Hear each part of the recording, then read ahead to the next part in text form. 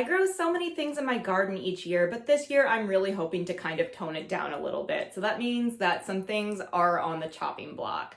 And it's more than just limiting the amount of varieties that I'm growing for things like peppers and tomatoes.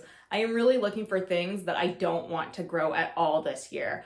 I don't want to say that I would never grow these things again, but these are some of the things that I am definitely not going to be making space for each year.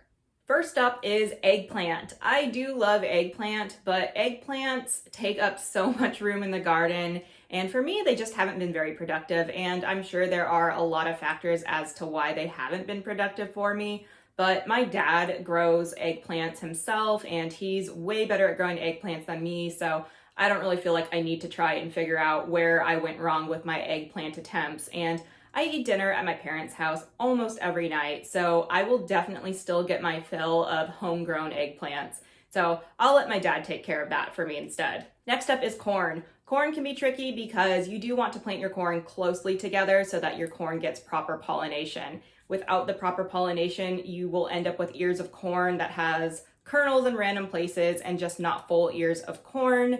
However, corn pollen can travel quite far, so if you are growing multiple varieties of corn, you are likely to see cross-pollination in the same year that you're growing it, because with corn, it's the seeds that you eat.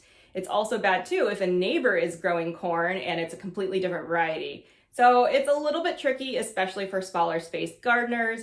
And also, to make growing corn worthwhile, I really think you need to grow a lot of it, and I just feel like for me, it's easier for me to go to the farmer's market or the grocery store and just buy it whenever I feel like eating corn.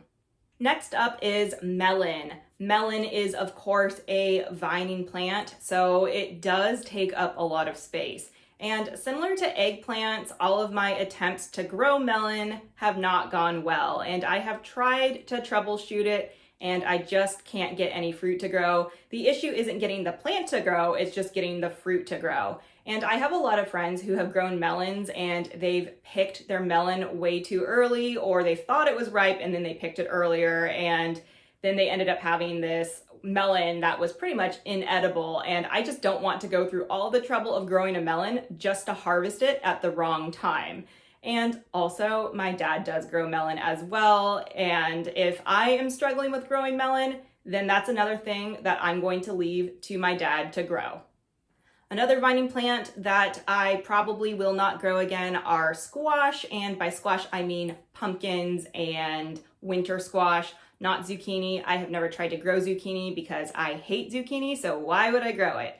But for pumpkins and squash, while I do love them, they do just take up so much space, and like melons, I can get the plants to grow, but I can't really get the actual squash to grow well. I did have some luck last year, but it still just wasn't enough to feel like it was worth it for me.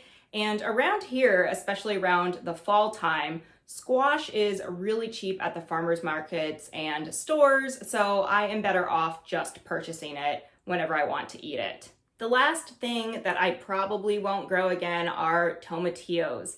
I do really love tomatillos, but it is highly suggested that if you are growing tomatillos that you have 2 plants of the same variety. And one year I did get fruit off of just 1 plant. I did grow 2 plants, but 1 died, and the remaining plant did produce fruit, but there wasn't very much.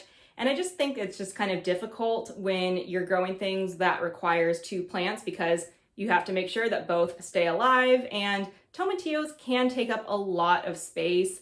So I just kind of feel like for me, it's just a little bit of a tricky thing to grow, and for as much space as it takes up, if I don't get a lot of fruit off of it, it's not really worth it. So it might just be another thing that is better for me to just purchase it whenever I want it. So again, I don't want to say that I would never grow these things in my garden again, because you never know. But I probably won't be growing these things again, because if I'm struggling with them, then why should I let them take up precious real estate in my garden? I'm curious to know what types of things you might have written off from growing in your garden. So let me know in the comments.